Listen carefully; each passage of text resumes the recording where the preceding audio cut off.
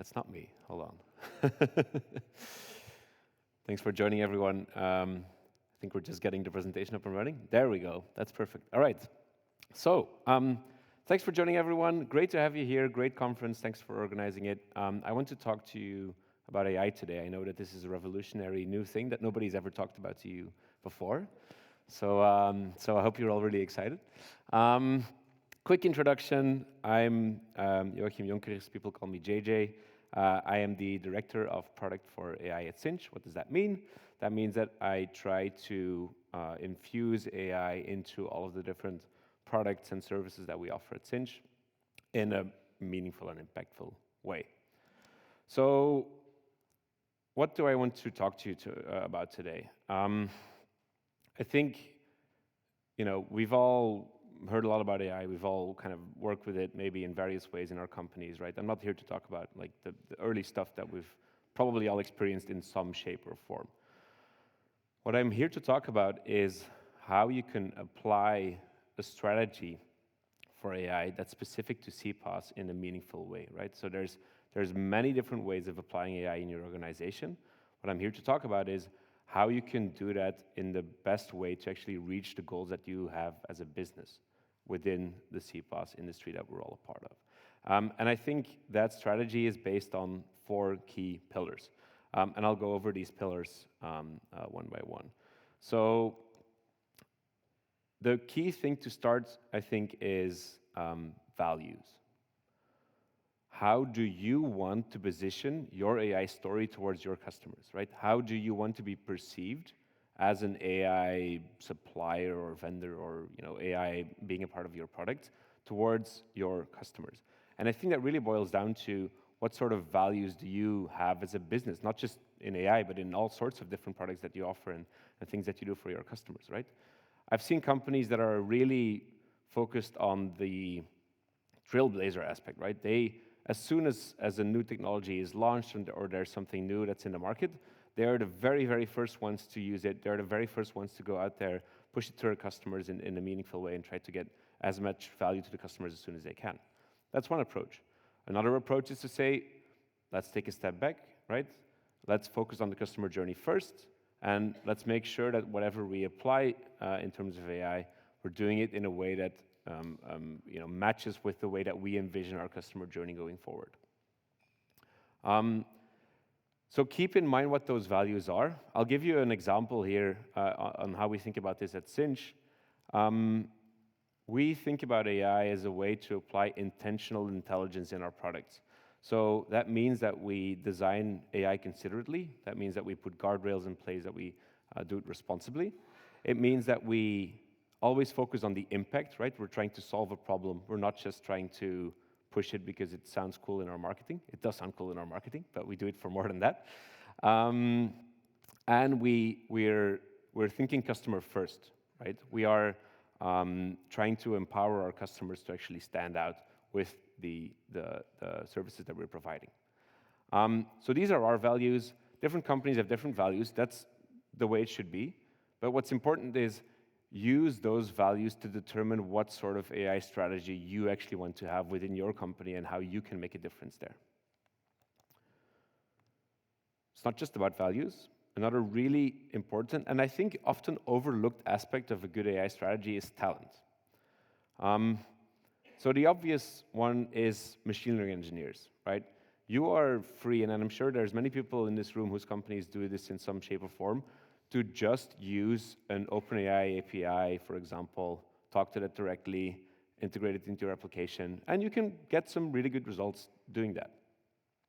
But what we found is that if you have machine learning engineers in your teams, people that have worked with this in the past, people that have in-depth understanding of how this technology works and how it can be optimized for a certain use case, that really makes a massive difference in the quality, the accuracy, and the reliability of the services that you will be able to offer. So finding machine learning engineers, not a super easy thing, right? There's quite a lot of companies that want them, but if you can get them and integrate them into your teams in a good way, that's super meaningful. And it will make a big difference to how well your products are built. What's important with machine learning engineers is, a lot of them come from more an academic background, my recommendation is always to make sure that they are really well integrated into a team and they're focused on actually delivering value in production, right? Instead of just creating a report which looks really nice, has some awesome outcomes, but is not something that is actually being used by customers at scale. And the way to do that is by integrating machine learning engineers into broader teams where there's more disciplines that are involved, right? Think about software engineers. We need to be able to, have like a certain volume that can run these types of systems in production at scale, right? That's why you need software engineers. You need product managers. I'm trying to, keep on pushing the product agenda here. You need to have a deep understanding from the product side on how these functionalities can actually impact what your customers are working on and what is important for them. And then finally, design, right? It's very, very, very easy to integrate AI into your applications in a way that people don't actually want or can use it in a meaningful way. Getting an experience that integrates it well is something that's hard. There are a few best practices getting started there today, but it's relatively early in this space, right? So there's a lot of work to be done by design to make sure that the AI is actually a good part of the customer journey that you're trying to create. So if you build a team like that, you can potentially do some really meaningful things with AI in your products, but it's not enough to have just a random team that's, that has this capability. It goes further than that, right? You need to have this awareness of AI in all levels of your company. And it just really goes from like the C-level to individual salespeople and everything in between.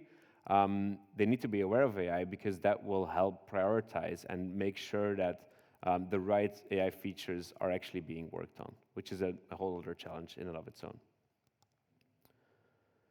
own. Something that's also a really important aspect when it comes to creating a successful AI strategy for CPaaS is make sure that you can leverage your unique data and expertise. The obvious AI use cases typically are quite generic, don't really require some unique thing that you only have at your company. Think about like a system that can rewrite copy. This is something that basically anybody could build, right? You're not really using any unique data to do that well. You can just use an existing endpoint, and it's pretty straightforward. It can provide value, and it does, and I've seen a lot of really good features that do that. However, when I think about where can you make the difference as a CPaaS player in your AI strategy, I think you really need to go back to what are your USPs, what are your things that make you unique in the market, that make you stand out, what you are known for. And there's three big categories of that I think can help inspire people on selecting the AI features to work on. So one is expertise, right? So what sort of knowledge do you have in your company that nobody else has in the market? Maybe you have some super deep knowledge about a certain process, how that exactly works. Maybe you know a market extremely well because you've been operating that market for decennia and you know all of the nuts and bolts of how that's going on. This is the sort of expertise that can really make a difference in the quality of the models that you end up providing, right? So use that expertise, use that to create those unique features. Data is a similar story, right?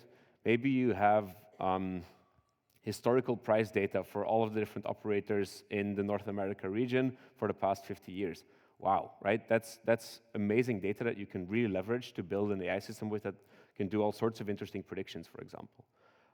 Think about what unique data sources you have that maybe other providers don't have access to, and those will actually make for really interesting input to build good AI systems around. And finally, ecosystem, right? So think about which partnerships you have. Maybe you're connected to a few really interesting technology players in the industry. That's also something unique that you can leverage to build great AI.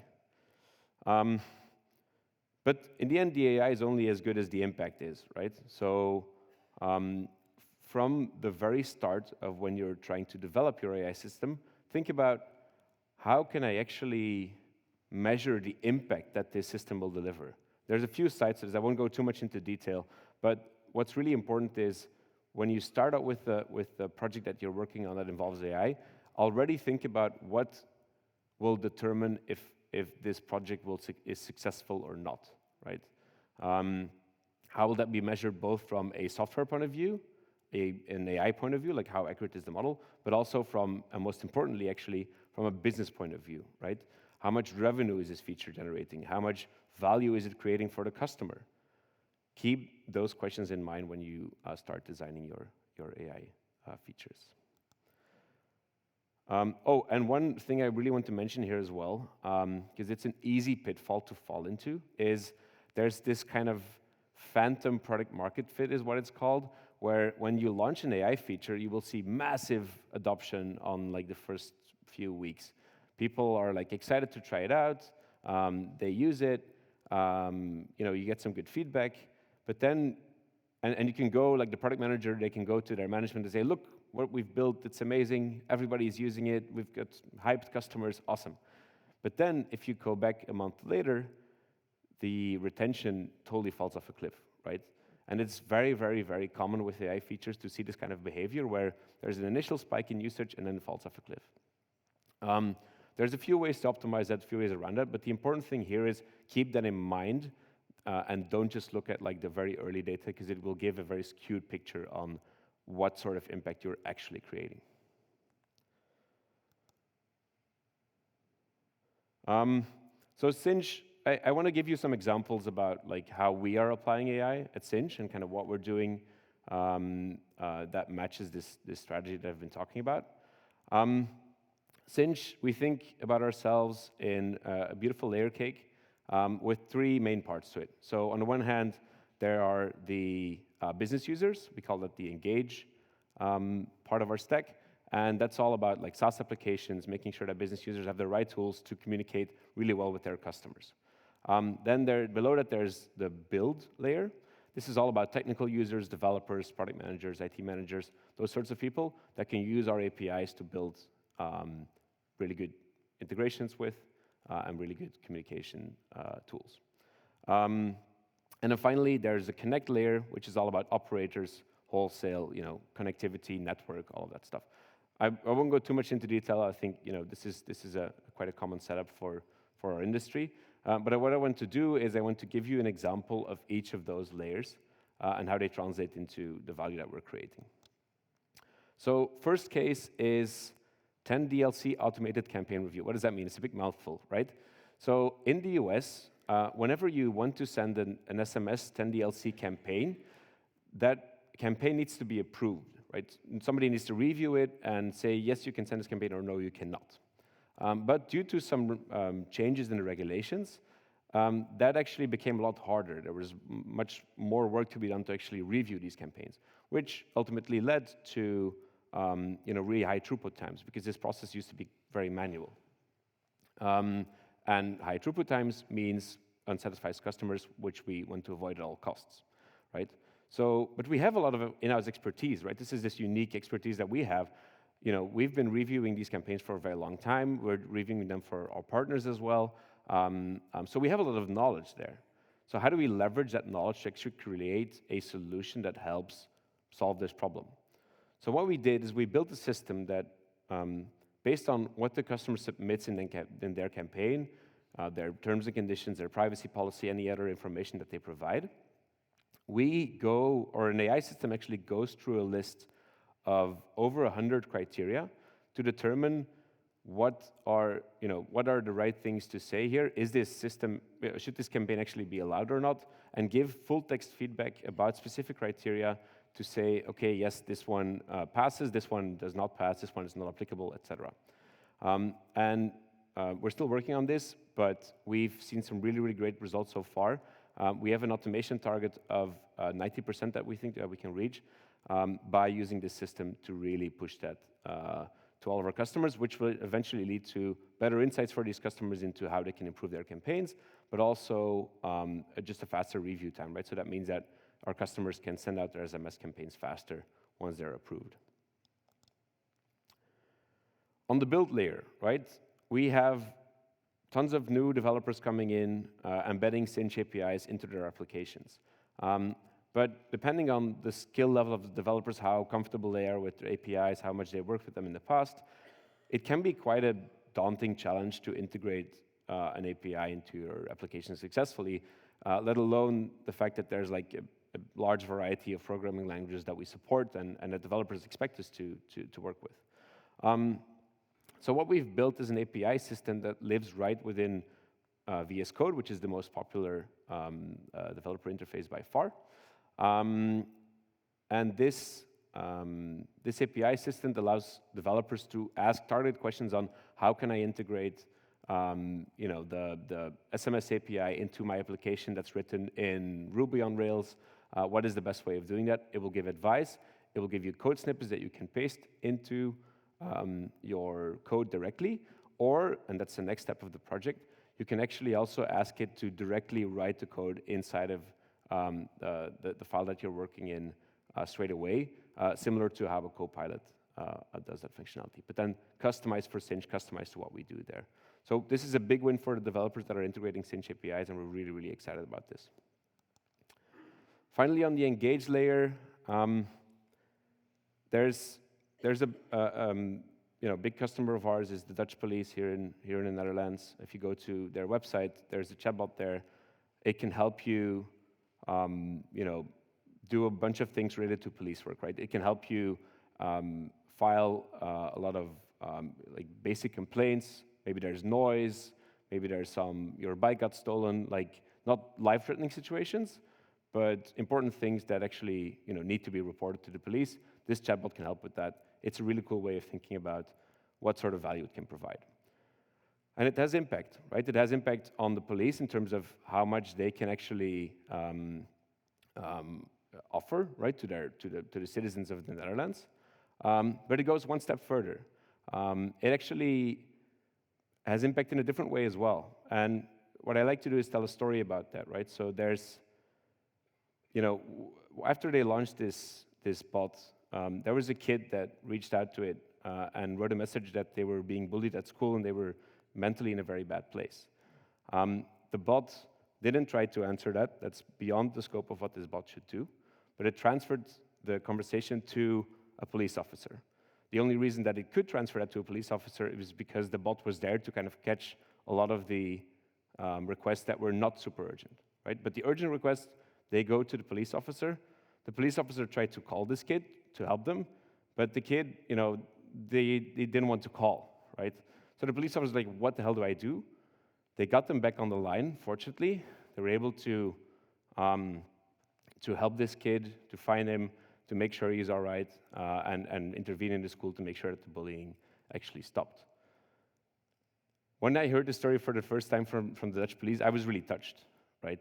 I think it's incredible that chatbot technology that we've been talking about for decades can actually have a meaningful impact on people's lives by allowing for a use case that wasn't possible before.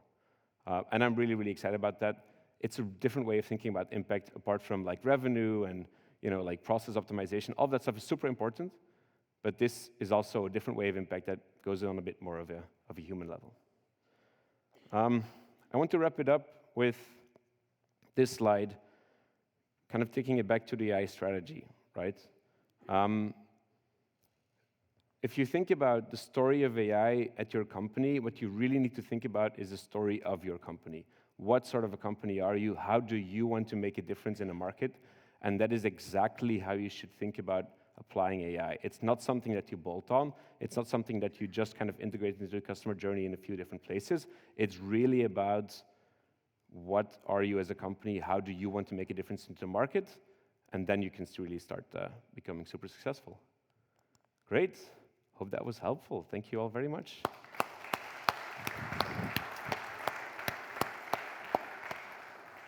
Thank you, Kevin. All right. Thank you, JJ. That was really interesting, and I think also that human element that you ended with, right? I think too often when we think about AI, it's like, how many jobs am I going to replace? Yeah.